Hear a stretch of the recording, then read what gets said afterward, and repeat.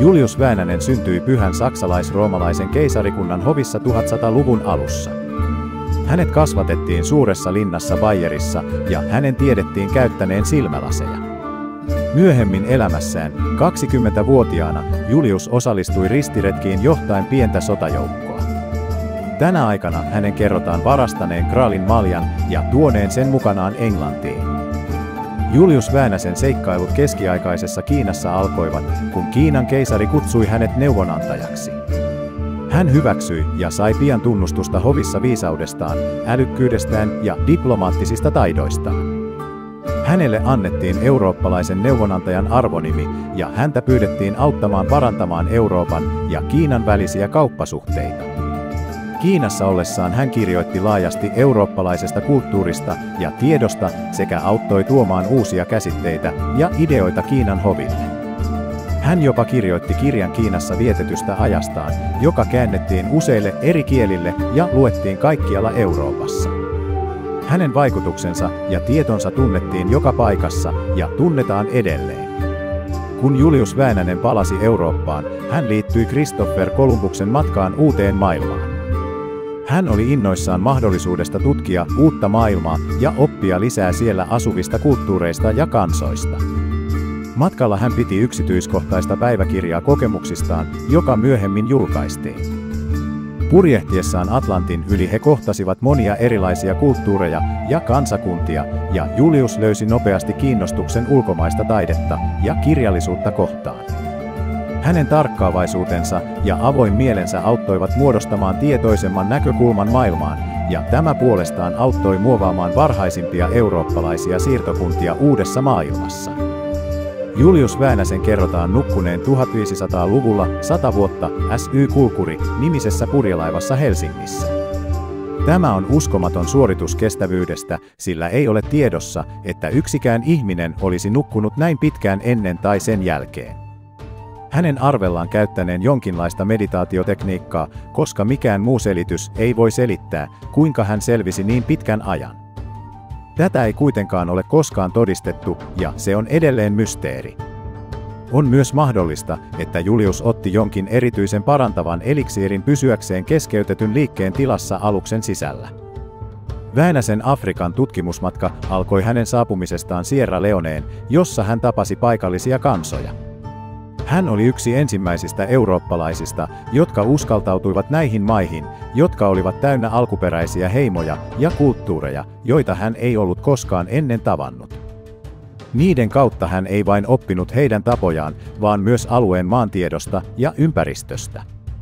Sitten hän matkusti etelään tutkien ja käyden kauppaa eri heimojen kanssa, joita hän kohtasi matkallaan. Vaaran riskistä huolimatta Väänänen päätti ottaa yhteyttä kohtaamiensa alkuperäiskansojen kanssa. Hän halusi oppia heidän kulttuuristaan, ymmärtää heidän tapojaan ja saada käsityksen alueen maantieteestä. Näin hän pystyi laajentamaan tietämystään alueesta.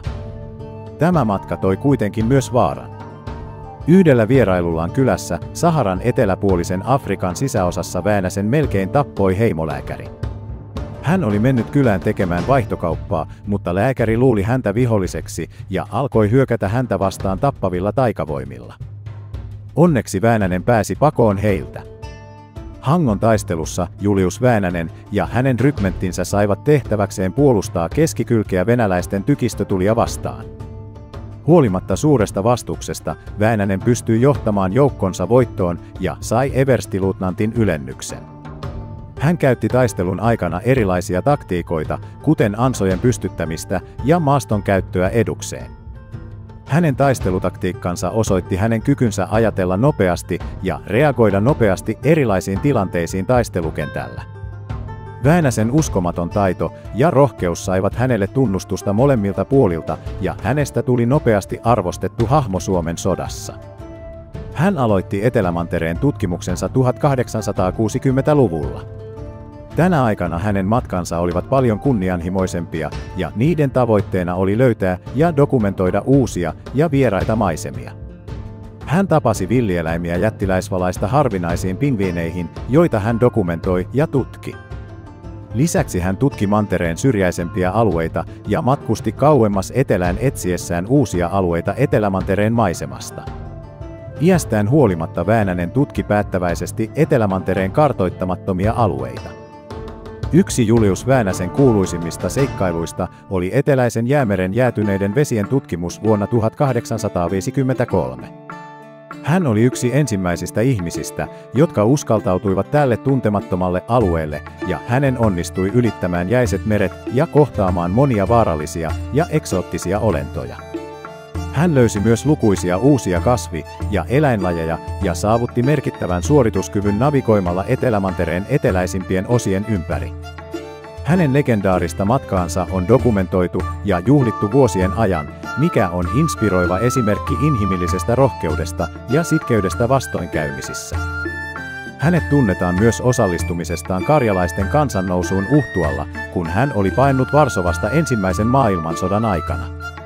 Hän kuului venäläiseltä vankileiriltä pakenevien vankien ryhmään, ja hänellä oli ratkaiseva rooli bolsevikkien vastaisessa kapinassa. Väänänen käytti navigointitaitojaan ohjatessaan vankeja ulos vankeudesta Karjalan vaikean maaston yli. Hänen rohkeutensa ja johtajuutensa antoivat heille mahdollisuuden paeta ja lopulta päästä turvaan Suomeen. Rohkeutensa ja taitonsa ansiosta Väänänen on muistettu tärkeänä henkilönä Suomen historiassa.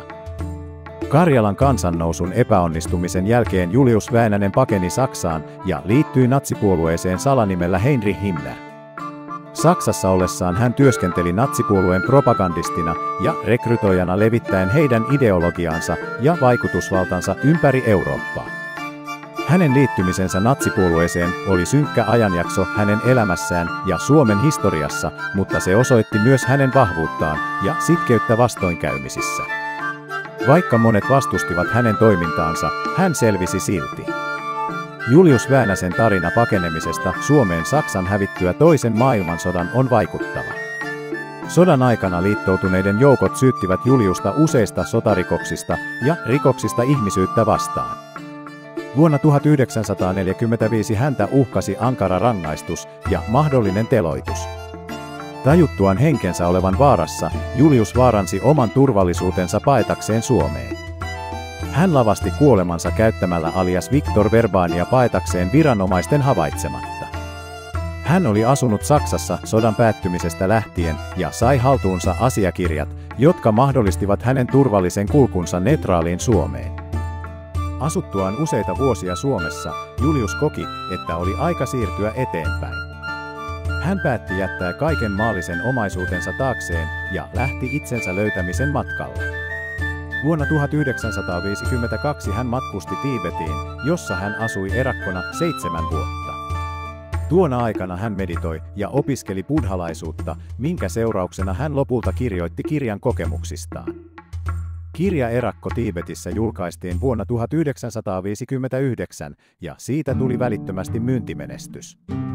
Tämän kirjan avulla Julius pystyi jakamaan uutta viisauttaan ja auttamaan muita heidän henkisillä matkoillaan. Vuonna 2007 Väänänen päätti kokeilla onneaan nykymaailmassa ja matkusti Floridaan tavoitteenaan löytää legendaarinen nuoruuden lähde. Laajan tutkimustyönsä ja etsimisen kautta hän pääsi lopulta salaiseen maanalaiseen verkkoon, jossa hän tapasi henkilön, joka tarjosi hänelle mahdollisuuden juoda suihkulähteestä. Sen jälkeen Julius huomasi muuttuneensa keskoseksi. Huolimatta suihkulähteestä juomisen uskomattomista eduista, Julius päätti lopulta lähteä Floridasta ja palata kotiin Suomeen. Hän oli saanut uuden arvostuksen elämää kohtaan ja hän halusi elää täysillä. Julius Väänäsen muistelmat ovat olleet maailmalle ja tuleville sukupolville uskomattoman tärkeitä. Kirjoituksissaan hän jakoi kokemuksiaan ristiretkistä, elämästä keskiaikaisessa Kiinassa, matkasta Christopher Columbuksen kanssa, 100 vuoden nukkumisesta, Napoleonin sotien ja Karjalan kansannousun taisteluista, natsisotarikollisuudesta ja oman kuolemansa lavastamisesta ennen buddhalaisena erakkona elämistä. Ja juominen nuoruuden lähteestä.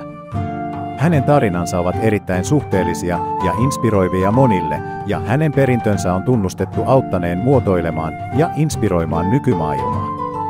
Juliuksen työ on jatkossakin ajankohtainen tuleville sukupolville ja muistuttaa ihmisiä siitä, kuinka tärkeää on elää täysillä ja ottaa vastaan odottamattomat asiat.